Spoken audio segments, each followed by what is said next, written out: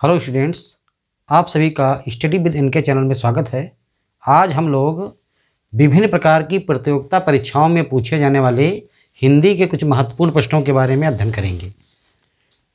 परीक्षाओं में बहुविकल्पी प्रश्नों के रूप में पूछा जाता है, जिनमें एक प्रश्न होता है, उनके चार चार उत्तर दिए रहते हैं और उनमें से सही वाला उत्तर छांटना होता है। तो देखिए कुछ प्रश्नों के बारे में। पहला प्रश्न है, प्रायोजन का समानार्थी शब्द नहीं है। चार विकल्प दिए हैं: हेतु, नियोजन, उद्देश्य, लक्ष्य। इन चारों में से प्रयोजन का समानार्थी कौन नहीं है? समानार्थी का मतलब है समान अर्थ वाला। तो देखिए, हेतु, नियोजन, उद्देश्य और लक्ष्य, इसमें प्रयोजन का समानार्थी शब्द नियोजन नहीं है। नियोजन नहीं है।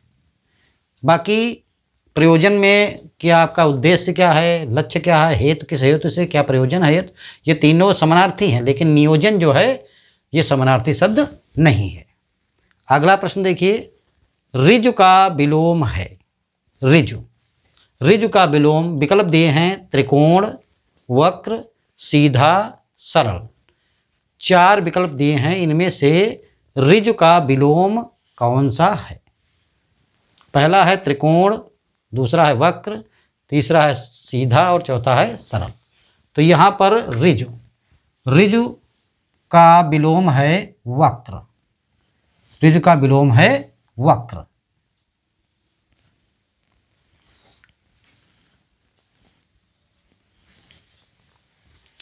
अगला प्रश्न है, अत्यधिक का विलोम है। विलोम का मतलब होता है उल्टा अर्थ वाला। जो शब्द का अर्थ है उसके उल्टे अर्थ वाला जो शब्द होगा वो कहलाएगा विलोम। अत्यधिक का विलोम है। विकल्प आपके हैं: अनाधिगत, अल्प, अत्यल्प, अत्यधिक, अनधीन। इनमें से अत्यधिक का विलोम क्या है? अत्याल्प। अत्यधिक माने बहुत ज़्यादा और अत्यल्प माने बहुत कम।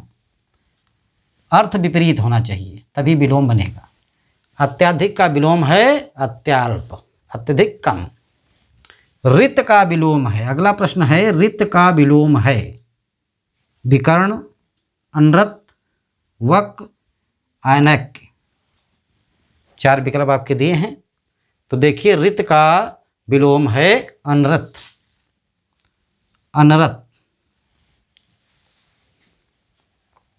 अगला प्रश्न है, अर्वाचीन शब्द का विलोम है।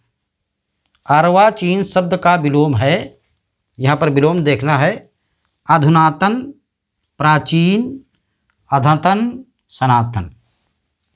चार विकल्प दिए हैं। अर्वाचीन शब्द का विलोम ढूंढना है इसमें। अधुनातन है क्या, प्राचीन है, अद्यतन है, सनातन है। इन चार में से एक अर्वाचीन का विलोम है। तो अर्वाचीन का विलोम होता है प्राचीन। अर्वाचीन का विलोम है प्राचीन। अगला प्रश्न है, निमिष शब्द का पर्याय है। पर्याय का मतलब पर्यायवाची, या मतलब उसका क्या है? निमिष शब्द का क्या मतलब है? प्रकाश, छिद्र, पूर्ण, क्षण। तो निमिष का मतलब होता है बहुत छोटा क्षण। तो यहाँ उत्तर सही हो जाएगा क्षण।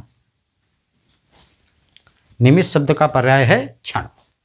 अगला प्रश्न है, मुकुंद का पर्याय क्या है, या मुकुंद का पर्यायवाची किसका मुकुंद है पर्यायवाची? या देखिए, विष्णु, शिव, सूर्य, कामदेव। तो इसमें उत्तर है विष्णु। मुकुंद का पर्यायवाची है विष्णु। विष्णु को मुकुंद कहा जाता है। तो आइए देखते हैं और प्रश्न। तो स्टूडेंट्स देखिए, अगला प्रश्न है, समष्टि का विपरीतार्थी शब्द है। समष्टि का विपरीतार्थी, विपरीत अर्थ वाला शब्द कौन है? विशिष्ट, अशिष्ट, अपुष्ट या व्यष्टि। समष्टि का विपरीतार्थी शब्द है व्यष्टि। अगला प्रश्न है, उत्कर्ष शब्द का विलोम लिखिए। अगला प्रश्न है, उत्कर्ष शब्द का विलोम लिखिए। पतन, अपकर्ष, अपभ्रष्ट और विकर्ष। 4 विकल्प दिए हैं। उत्कर्ष शब्द का विलोम बताना है। तो यहाँ पर देखिए उत्कर्ष शब्द का विलोम है अपकर्ष। उत्कर्ष शब्द का विलोम है अपकर्ष। अगला प्रश्न है उन्मूलन का विलोम क्या है? उन्मूलन का विलोम क्या है? विकल्प है उत्थान, उत्कर्ष, रोपण, अवनति।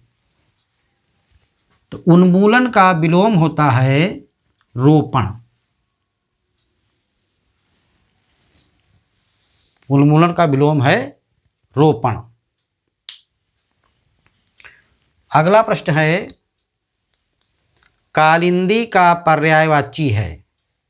कालिंदी का पर्यायवाची पूछा जा रहा है। विकल्प हैं सरस्वती, लक्ष्मी, गंगा, यमुना।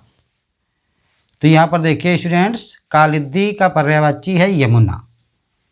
यमुना है। यमुना नदी को कालिंदी भी कहा जाता है। तरण का पर्यायवाची है। अगला प्रश्न है तरण का पर्यायवाची है सूर्य, नाम, युवती, नदी। 4 विकल्प दिए हैं। तो तरण का पर्यायवाची ढूंढना है। तो यहाँ पर देखिए सूर्य नहीं, नाम नहीं है, युवती नहीं है, तो तरण का पर्यायवाची है नदी। तरण का पर्यायवाची है नदी। अगला प्रश्न है मीन का पर्यायवाची है। मीन का पर्यायवाची क्या है? शिखी, सापक, विभावरी, मत्स्य। तो मीन का पर्यायवाची शब्द है मत्स्य। अगला प्रश्न है अनुपम का पर्यायवाची क्या है? अनुपम का पर्यायवाची क्या है? विकल्प है स्वर्गीय, लौकिक, पार्थिव, अद्वितीय। अनुपम माने जिसकी कोई तुलना न की जा सके, तो अद्वितीय। अद्वितीय जो है अनुपम का पर्यायवाची है। तो आइए देखते हैं बहुविकल्पी प्रश्नों के बारे में। आपने इसमें देखा है कुछ प्रश्न हो गए हैं। अब आगे देखते हैं अगले प्रश्न। तो आइए स्टूडेंट्स आगे क्वेश्चन देखते हैं। और विश्लेषण शब्द का विलोम होगा। शब्द है विश्लेषण, इसका विलोम क्या है? व्याख्या, विवेचन, संश्लेषण, विभाजित। तो विश्लेषण शब्द का विलोम होगा संश्लेषण। विश्लेषण शब्द का विलोम है संश्लेषण। अगला प्रश्न है गुप्त का विलोम क्या है? गुप्त शब्द दिया है, उसका विलोम क्या है? 4 विकल्प दिए हैं। भुक्त, प्रकट, मुक्त, लिप्त। ये 4 शब्द दिए हैं और पूछ रहा है कि गुप्त का विलोम क्या है?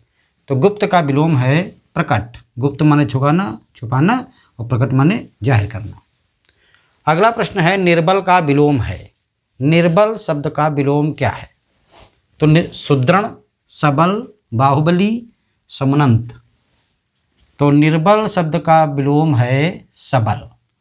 निर्बल माने कमजोर, सबल माने बलवान। अलग अलग अर्थ होना चाहिए, उल्टा अर्थ एकदम होना चाहिए, तभी विलोम बनेगा। परिसीमन का विलोम है। परिसीमन का विलोम है समीम, निर्सीमन, असीमन, ससीमन। तो परिसीमन का विलोम है निर्सीमन। निर्सीमन। परिसीमन का विलोम है निर्सीमन। अगला प्रश्न है धूसर शब्द का पर्यायवाची है। धूसर शब्द का पर्यायवाची विकल्प है अश्व, मेघ, गर्दभ, अजा। तो धूसर माने होता है गधा। देखिए धूसर शब्द का पर्यायवाची क्या है? गर्दभ। बाण का पर्यायवाची नहीं है। बाण का पर्यायवाची नहीं है। तो देखिए सिलीमुख, सारंग, आशुंग और विशिख, इसमें से एक शब्द जो है वो बाण का पर्यायवाची नहीं है। तो सिलमुख तो बाण होता है, आशुक भी होता है, विशिख भी होता है। यहाँ पर सारंग जो शब्द है ये बाण का पर्यायवाची नहीं है। सोना का पर्यायवाची है पनंग, ललित, चित्ताकर्षक और जात रूप। तो यहाँ पर सोना का पर्यायवाची शब्द है जात रूप। जात रूप। इस प्रकार स्टूडेंट्स, ये कुछ प्रश्न थे जो विभिन्न प्रकार की प्रतियोगिता परीक्षाओं में पूछते जाते हैं। ये बहुविकल्पी प्रकार के होते हैं, तो इनको आप लोग कंठस्थ कर लीजिए, एक बार फिर से रिवीजन कर लीजिए, और ये आपके जो परीक्षा में आएंगे तो आप इनको स्पष्ट रूप से हल कर पाएंगे। अगली कक्षा में कुछ अन्य प्रश्नों के साथ मिलेंगे, तब तक के लिए धन्यवाद।